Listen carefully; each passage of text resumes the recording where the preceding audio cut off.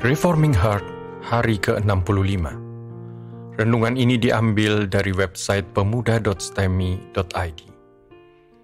Tema renungan hari ini adalah Absalom menyusun kekuatan. Mari kita membaca Alkitab dari 2 Samuel 14 ayat 25 sampai pasal 15 ayat ke-12. Demikianlah firman Tuhan. Di seluruh Israel tidak ada orang yang begitu banyak dipuji kecantikannya seperti Absalom. Dari telapak kakinya sampai ujung kepalanya tidak ada cacat padanya.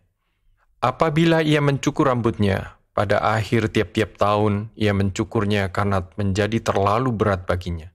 Maka ditimbangnya rambutnya itu 200 shikal beratnya menurut batu timbangan raja. Bagi Absalom, lahir 3 orang anak laki-laki dan seorang anak perempuan yang bernama Tamar, ya seorang perempuan yang cantik.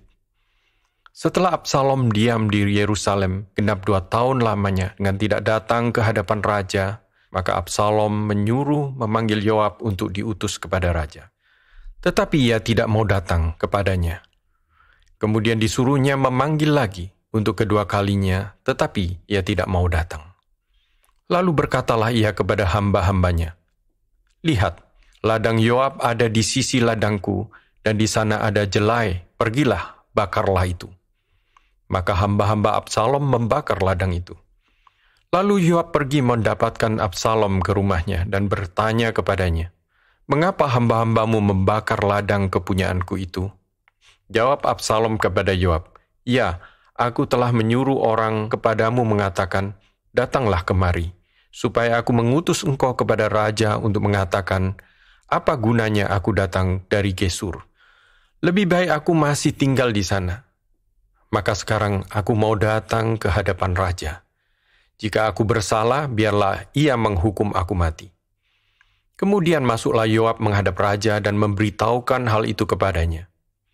Raja memanggil Absalom, dan dia masuk menghadap raja, lalu sujud ke hadapan raja dengan mukanya ke tanah. Lalu raja mencium Absalom. Absalom mengadakan persepakatan gelap. Sesudah itu Absalom menyediakan baginya sebuah kereta serta kuda, 50 orang berlari di depannya. Maka setiap pagi berdirilah Absalom di tepi jalan yang menuju pintu gerbang. Setiap orang yang mempunyai perkara dan yang mau masuk menghadap raja untuk diadili perkaranya, orang itu dipanggil Absalom dan ditanyai, "Dari kota manakah engkau?" Apabila dia menjawab, "Hambamu ini datang dari suku Israel Anu," maka berkatalah Absalom kepadanya, "Lihat, perkaramu itu baik dan benar. Tetapi dari pihak raja tidak ada seorang pun yang mau mendengarkan engkau." Lalu kata Absalom, "Sekiranya aku diangkat menjadi hakim di negeri ini, maka setiap orang yang mempunyai perkara atau pertikaian hukum boleh datang kepadaku, dan aku menyelesaikan perkaranya dengan adil. Apabila seorang datang mendekati untuk bersujud menyembah kepadanya, maka diulurkanlah tangannya, dipegangnya orang itu, dan diciumnya." Cara yang demikian diperbuat Absalom kepada semua orang Israel yang mau masuk menghadap untuk diadili perkaranya oleh raja. Dan dengan demikian, Absalom mencuri hati orang-orang Israel. Sesudah lewat 4 tahun, bertanyalah Absalom kepada raja, "Izinkanlah aku pergi, supaya di Hebron aku bayar nasarku yang telah ku ikrarkan kepada Tuhan. Sebab hambamu ini ketika masih tinggal di Gesur, di Aram, telah bernasar demikian, jika Tuhan sungguh-sungguh memulangkan aku ke Yerusalem, maka aku akan beribadah kepada Tuhan." Lalu berkatalah raja kepadanya, "Pergilah dengan selamat." Maka berkemaslah Absalom dan pergi ke Hebron. Dalam pada itu, Absalom telah mengirim utusan-utusan rahasia kepada segenap suku Israel dengan pesan, "Segera sesudah kamu mendengar bunyi sangkakala, berserulah, Absalom sudah menjadi raja di Hebron." Beserta Absalom turut juga pergi 200 orang dari Yerusalem, orang-orang undangan yang turut pergi tanpa curiga dan tanpa mengetahui apapun tentang perkara itu. Ketika Absalom hendak mempersembahkan korban, disuruhnya datang Ahitofel, orang Gilo itu, penasehat Daud dari Gilo kotanya. Demikianlah, persepakatan gelap itu menjadi kuat. dan semakin banyaklah rakyat yang memihak Absalom. Mari kita merenungkan. 2 Samuel 14 ayat 25 menyatakan bahwa Absalom begitu tampan. Dia seorang yang sangat gagah dan bahkan dalam ayat 25 dikatakan bahwa berat rambutnya saja 200 shikal atau lebih dari 2 kilogram. Mungkin Absalom membiarkan rambutnya menjadi panjang, lalu memberikan sebagai semacam hiasan rambut yang umum pada waktu itu. Kemudian rambutnya juga dioles dengan debu emas sehingga menjadi begitu berat. Ketampanannya menjadikan dia sangat populer di Israel. Tetapi di dalam ayat 28 dikatakan bahwa ia tidak pernah bertemu dengan raja, walaupun telah lewat 2 tahun setelah ia kembali ke Yerusalem. Setelah membakar ladang Yoab untuk menarik perhatian panglima raja itu, maka Absalom bertanya kepada Yoab mengenai relasinya dengan ayahnya. Apakah dia tidak boleh lagi dianggap anak raja? Ataukah kesalahannya masih perlu dihukum lagi oleh Raja Daud? Ternyata setelah Yoab memberitahukan itu kepada raja, raja memanggil Absalom dan mencium dia. Apakah permasalahannya telah selesai? Tidak. Mengapa tidak? Karena Absalom semakin sadar betapa jauh dia dari tahta raja. Dia adalah anak ketiga setelah Amnon yang telah dibunuhnya dan Kileab. 2 Samuel 3 ayat 3. Daud mungkin tidak lagi memberikan kepada dia kesempatan untuk menikmati status sebagai calon pengganti raja. Selain adanya Kileab, kemungkinan juga Daud telah mengetahui bahwa anak Batsheba, yaitu Salomo, adalah yang akan meneruskan tahta Daud, bukan anak-anaknya yang lain. Itulah sebabnya setelah bertemu dengan Raja, Absalom menyadari bahwa dia sudah jauh dari tahta kerajaan. Maka pada bagian selanjutnya dikatakan bahwa Absalom mengambil 50 orang prajurit untuk mengawal dia. 50 orang dan sebuah kereta kuda sebagai pameran bahwa dia adalah orang yang sangat agung. Dia bukan raja, tapi sudah menjalankan gaya hidup seperti seorang raja. Mengapa ini terjadi setelah dia bertemu dengan Daud? Mungkin karena dia melihat bahwa dia tidak akan pernah menggantikan Daud menjadi raja. Itu sebabnya dia mulai menyusun strategi untuk menghancurkan Daud. Bagaimanakah strategi itu dijalankan? Absalom mulai bertemu dengan orang-orang yang sedang antri untuk bertemu dengan raja. Mereka yang mempunyai permasalahan dan ingin raja menolong mereka ternyata sangat banyak. Begitu banyaknya sehingga hanya sebagian kecil yang akhirnya bisa benar-benar bertemu dengan raja. Maka Absalom mulai berbicara dengan orang-orang lain yang belum dapat bertemu raja, tetapi merupakan kawan-kawan baiknya. Maka Absalom semakin gencar membelokkan hati orang Israel untuk memperkenalkan kebaikan dan kemauannya untuk membantu orang-orang miskin yang tertindas. Kebaikan yang palsu. Kebaikan politisi yang hanya ingin dukungan untuk berkuasa. Itulah yang dilakukan Absalom dalam 2 Samuel 15 ayat 3-6. Absalom sangat berbakat. Walaupun masih muda, dia sudah sanggup membelokkan hati orang Israel. Bahkan penasihat Daud yaitu Ahitofel juga mengikuti Absalom. Inilah seorang yang sangat berkarisma, yang mampu membuat orang terkesan kepadanya. Seorang dengan karakter yang sangat kuat untuk mempengaruhi orang lain, tetapi semua itu dilakukan untuk mendapatkan kuasa.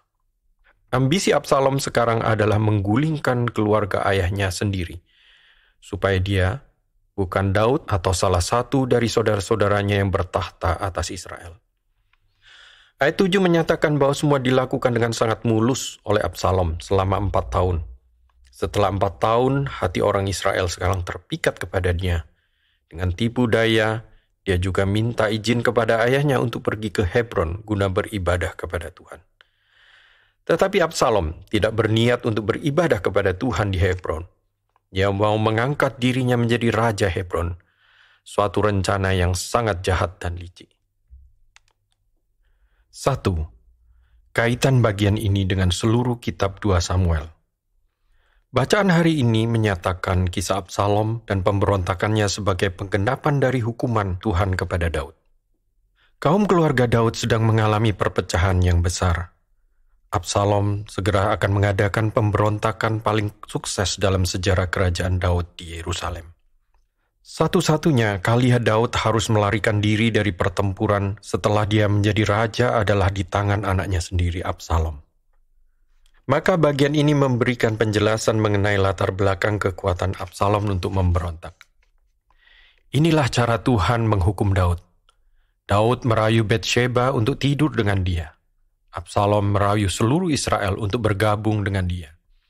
Daud merancang kematian Uria. Absalom merancang kematian Amnon dan pemberontakan melawan Daud. Daud menghina janji Tuhan mengenai kaum keluarganya dengan mengambil istri orang lain.